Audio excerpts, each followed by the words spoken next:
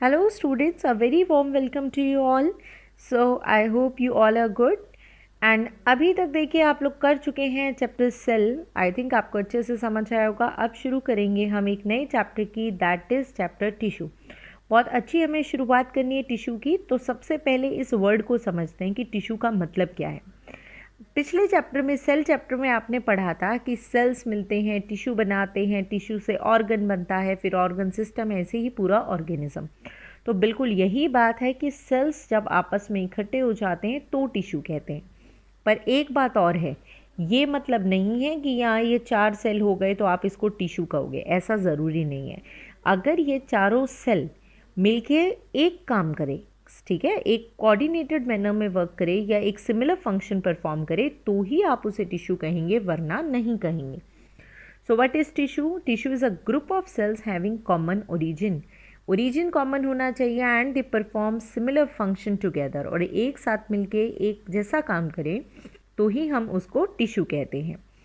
ये पूछा बहुत ज़्यादा है, ये एमसीक्यूज़ में आता है. आपको क्या होता है, उनका कॉमन ओरिजिन होता है या ऐसे ही करके कई चीज़ें पूछ सकते हैं. तो ध्यान रखना, they have common origin and they perform similar function together, then only we call it tissue. अब ये टिश्यू वर्ड देने वाला साइंटिस्ट, तो साइंटिस्ट था बिचैट. बिचैट साइंटिस्ट ने इस टिश्यू वर्ड को ओरिजिनेट किया था.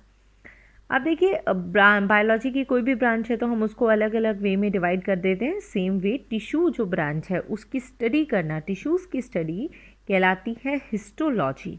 और ये जो हिस्टोलॉजी है, इस वर्ड को देने वाला साइंटिस्ट था मेयर. तो अब आप 2 वर्ड्स पढ़ चुके, 2 साइंटिस्ट के नाम. One is Bichat who is given the word tissue and one is Mayer who has given the word histology which means the study of tissue. Tissue समझने के लिए आगे हम बहुत सारे टाइप के टिश्यू पढ़ेंगे, बहुत कुछ पढ़ेंगे. उससे पहले हमें 2 थ्योरीज़ पढ़नी हैं, और ये 2 थ्योरीज़ अलग अलग साइंटिस्ट ने दी इन्हीं के बारे में कि कौन कौन सा टिश्यू बनाता है. पर जो भी वर्ड मैं यहाँ लेने वाली हूँ वो आपको तब समझ आएंगे जब आप एक बेसिक स्ट्रक्चर एक प्लांट के टिश्यूज़ का देख लें. So let's take a look on the basic structure of plant tissue. इस टाइम आप ये जो देख रहे हैं, ये एक रूट का स्ट्रक्चर मैंने आपको दिखाया है. अब आप कंफ्यूज हो रहे हैं अगर ये रूट किस तरीके से है. तो देखो, ये पूरा ऐसे सर्कल था, पूरा आपका स्टेम, आपकी जो भी होती है स्टेम है, रूट है, जैसे ये पेन है तो ये इस तरीके से है ना, लॉन्ग में ऐसी होती है आपकी रूट. तो क्या किया गया है, इसको ऐसे कट करके पोर्शन को, और आपको ऊपर से थोड़ा सा पोर्शन दिखाया गया. तो ऐसे ही पिंक लेयर चारों तरफ होगी और ये सर्कुलर पार्ट बन जाएगा. ऐसे ही ग्रीन लेयर चारों तरफ होंगी. तो आप देख लीजिए किस किस टाइप के टिश्यू हैं. जैसे रूट मैंने दिखाई, तो मैं थोड़ा सा बस आपको इंट्रोड्यूस कर रही हूँ, ये सब डिटेल में हम बाद में पढ़ेंगे. देखो, सबसे पहले जो सबसे ऊपर की लेयर होती है वो होती है एपिडर्मिस. चाहे रूट हो चाहे स्टेम हो, हमेशा ये वाली लेयर कहलाती है एपिडर्मिस. अब यही एपिडर्मिस से कुछ पार्ट एक्सटेंड हो रखा है आगे की तरफ, और ये बन गया रूट हेयर. ऐसे ही स्टेम में भी ये पार्ट एक्सटेंड होता है, बट वहाँ हम रूट हेयर नाम नहीं देते, वहाँ पर ट्राइकोम नाम देते हैं. अभी आपको फोकस करने की ज़रूरत नहीं है, आप बस एक बेसिक स्ट्रक्चर देख लीजिए तो आपको ध्यान रहेगा. सबसे ऊपर की लेयर होती है एपिडर्मिस. एपिडर्मिस के ऊपर अब रूट है, तो इसको पानी अंदर एब्जॉर्ब करना है, इसीलिए ये इसके ऊपर कोई वाटरप्रूफ लेयर नहीं है. अगर ये स्टेम होती तो इसके ऊपर एक और पतली सी लेयर आ जाती है, दैट इज़ क्यूटिकल. वो क्यूटिकल वाटरप्रूफ बनाती है ताकि पेड़ से पानी ना उड़े. फिर से बात कर रही हूँ, सबसे ऊपर किसी भी प्लांट में, चाहे रूट हो चाहे स्टेम हो चाहे लीफ हो, तो सबसे ऊपर लेयर होती है एपिडर्मिस. अब इस एपिडर्मिस के ऊपर स्टेम में और लीफ में क्यूटिकल होती है, पर रूट में क्यूटिकल नहीं होती, खाली एपिडर्मिस होती है. तो यहाँ पर हम एपिडर्मिस को ही एपीब्लेमा नाम भी देते हैं. अगर एपिडर्मिस में आपकी क्यूटिकल की लेयर ना हो तो आप उसको एपीब्लेमा भी कह सकते हो. अब देखो, ये हो गई एपिडर्मिस. एपिडर्मिस के बाद ये जितने भी आपको ग्रीन सेल्स नज़र आ रहे हैं चारों तरफ या पूरे, इस सारे सेल्स को कहते हैं हम cortex. These are cortex. Cortex के बाद देखिए, ये फिर से एक पिंक कलर की लेयर है, ये कॉर्टेक्स की आखिरी लेयर होती है, थोड़े अलग सेल्स हैं, दैट इज़ एंडोडर्मिस. ये एंडोडर्मिस की लेयर है. So epidermis outermost, then cortex, और फिर है ये एंडोडर्मिस. अब एंडोडर्मिस के बाद देखिए, ये जो आपको सेल्स दिखाई दे रहे हैं साइड में, ये वाले सेल्स जो हैं ये है जाइलम और फ्लोएम के सेल। कौन से जाइलम कौन से फ्लोएम ये बाद के डिस्कशन का टॉपिक है, अभी नहीं, बस ये ध्यान रखिए ये हैं आपके जाइलम एंड फ्लोएम के सेल्स। यहाँ पर जो ये साइड के सेल्स हैं, ये वाले पर्पल कलर के साइड के सेल्स हैं, इनको कहते हैं पेरीसाइकिल। ये पेरीसाइकिल के सेल्स हैं। और बीचों बीच जो एरिया है उन सेल्स को कहते हैं पिथ। ध्यान रहेगा आपको, एक बेसिक डायग्राम याद रख लो।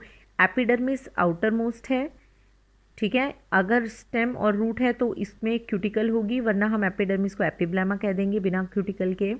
देन ये पूरे कॉर्टेक्स है, फिर ये एंडोडर्मिस है, फिर ये आपकी जाइलम फ्लोएम है। जाइलम फ्लोएम के बीच में जो है वो पेरीसाइकिल है, और बिल्कुल बीचों बीच ये पिथ है। इन सारे नाम मैं आगे यूज़ करने वाली हूँ। अच्छा, एपिडर्मिस के अलावा ये जितने भी सेल्स हैं, अगर मैं जाइलम फ्लोएम को छोड़ दूँ, देखिए ये ध्यान रखना, ये एपिडर्मिस हो गई। जाइलम फ्लोएम को हम वेस्कुलर बंडल भी कहते हैं, आपने शायद छोटी और क्लासेस में पढ़ा भी हो। जाइलम फ्लोएम वेस्कुलर बंडल कहलाते हैं, ये एपिडर्मिस कहलाते हैं। और ये सारा पोर्शन, चाहे कॉर्टेक्स है, एंडोडर्मिस है, पेरीसाइकल है, पिथ है, इन सारे सेल्स को हम ग्राउंड मेरिस्टेम नाम भी देते हैं। सो एपिडर्मिस और वेस्कुलर बंडल को छोड़ के जितने भी सेल्स हैं उनको नाम देते हैं हम ग्राउंड मेरिस्टेम, ग्राउंड टिश्यू नाम हम देते हैं। अच्छा, अब और ये जो एंडोडर्मिस है ना, खाली इसके अंदर के सेल लेने हो, मान लो एंडोडर्मिस के अंदर क्या है, पेरीसाइकिल है, पिथ है, जाइलम फ्लोएम है, इनको स्टील नाम देते हैं, STELE स्टील। इन सब चीज़ों की बात बाद में बहुत डिटेल में आएंगी, बट जो अभी मैं थ्योरीज पढ़ाने वाली हूँ उसके नाम समझाने के लिए ये टर्म्स आपसे इंट्रोड्यूस करना ज़रूरी है। So hope you will be able to understand these things. चलिए अब बात करते हैं कौन कौन से साइंटिस्ट ने कौन कौन सी थ्योरी दी थी। तो देखिए, अब आप वो टर्म्स समझ चुके हैं, तो पढ़ते हैं हम लोग। सबसे पहली theory related to tissue, that is histogen theory. Histogen actually क्या होते हैं, कहते हैं हिस्टोजन ना प्रिमिटिव सेल्स हैं, यानी वो सेल्स हैं जिन्होंने शुरुआत की, अलग अलग रीजन्स को बनाया। ये वर्ड के ऊपर खास ध्यान देने की आपको ज़रूरत नहीं है, बाकी हिस्टोजन का मतलब यही है, ऐसे टिश्यू जो अलग अलग रीजन्स बनाए उन्हें हिस्टोजन्स कहते हैं।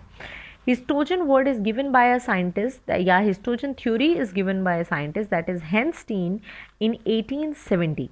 देखिए इसने क्या कहा, इसने कहा कि हिस्टोजन ना अपने आप को 3 टाइप के टिश्यूज बना लेता है, dermatogen, periblem and plerome. Dermatogen, periblem and plerome. कौन क्या बनाता है, आपका MCQ क्वेश्चन यहाँ से ही बनता है। आपसे ये पूछा जा सकता है हिस्टोजन थ्योरी किसने दी, आपसे पूछ सकते हैं हिस्टोजन थ्योरी में किस चीज़ को किसने दिया, मतलब कौन सी चीज़ क्या बनाती है। देखो डर्मेटोजन कह रहा है सबसे आउटर मोस्ट लेयर होगी, this would be the outer most layer. Periblem वो कह रहा है होगी मिडल वाली लेयर, मिडल हिस्टोजन। और प्लीरोम होगा सबसे आपका सेंट्रल हिस्टोजन, या बीच में जो भी हिस्टोजन आया। कौन क्या बनाएगा, अभी अभी आपको मैंने पढ़ाया, देखिए कंपेयर करके देखिए, पढ़ाया। सबसे ऊपर कौन सी लेयर है, आप कह सकते हैं सबसे ऊपर होती है एपिडर्मिस। स्टेम और लीफ है तो एपिडर्मिस, और रूट है तो क्योंकि इसमें क्यूटिकल नहीं है तो हम एपिब्लेमा वर्ड यूज़ कर सकते हैं, बिल्कुल। तो यही बात हम कह रहे हैं कि ये क्या बनाती है। अगर स्टेम की बात करें, फॉर स्टेम की बात करें या रूट की बात करें, डिपेंड करेगा। तो देखो, अगर है स्टेम तो स्टेम में ये बनाती है एपिडर्मिस, एपिडर्मिस बनाती है, राइट। अगर रूट है तो रूट में ये क्या बनाएगी, ऑफ कोर्स एपिब्लेमा, यानी कि ऐसी एपिडर्मिस जिस पे क्यूटिकल नहीं है, और बनाएगी रूट कैप। रूट कैप ना रूट के ऊपर टिप पे पार्ट होता है जो रूट को प्रोटेक्ट करता है जब वो मिट्टी के अंदर जाती है, और इसी को कैलिप्ट्रोजन भी बोलते हैं हम। रूट कैप के लिए कैलिप्ट्रोजन वर्ड भी यूज़ किया जाता है। सो आपको ध्यान रहेगा, हिस्टोजन थ्योरी के हिसाब से डर्मेटोजन ने क्या बनाया, डर्मेटोजन ने बनाया आपकी स्टेम में एपिडर्मिस और रूट में एपिब्लेमा या एंड रूट कैप। अब आते हैं पेरीब्लेम जो कि मिडल था।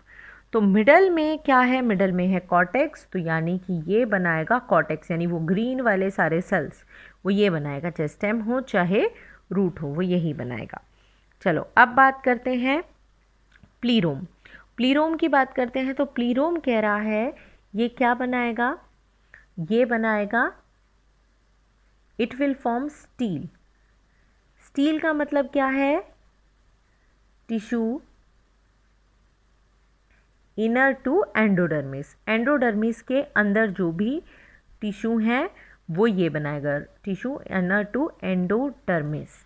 Hope you are able to understand. और सीधी सी बात है, यानी इसके हिसाब से अगर हम देखें तो कहते हैं ये वाला जो हिस्सा है ये डर्मेटोजन से बना है, ये कॉर्टेक्स वाला हिस्सा ये पेरिब्लम से बना है, और अंदर वाला सारा पार्ट प्लीरोम से बना है। Simple, dermatogen, periblem and this all portion by plerome.